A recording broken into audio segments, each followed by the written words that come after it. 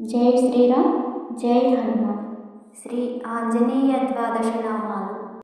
హనుమాన్ అంజనాసూను వాయుపుత్రో మహాబలః రామేష్టః ఫల్గుణసఖా పింగాక్షో అమితవిక్రమः ఉదధిక్రమణశ్చైవ సీతాశోకవినాశకः లక్ష్మణప్రాణదాతా చ దశగ్రీవస్య దర్పః.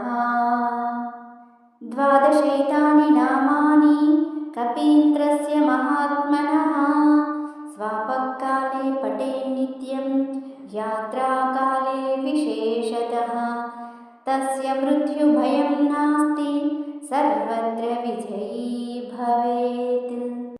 హనుమంతుల వారి ఈ 12 నామాలను ఏదైనా పని మీద బయటకు వెళుతున్నప్పుడు, అలాగే ప్రయాణాల సమయంలో ఈ 12 నామాలను పఠించటం వల్ల వాహన ప్రమాదాలు జరగకుండా, అపమృత్యువు రాకుండా, యాక్సిడెంట్లు జరగకుండా ఆ హనుమంతుల వారు కాపాడుతారు. అలాగే ప్రతిరోజు పడుకునే ముందు ఈ 12 నామాలను పఠించటం వల్ల చెడు కలలు కూడా రాకుండా ఉంటాయి అని దీని యొక్క అర్థం. జై శ్రీరామ్, జై హనుమాన్.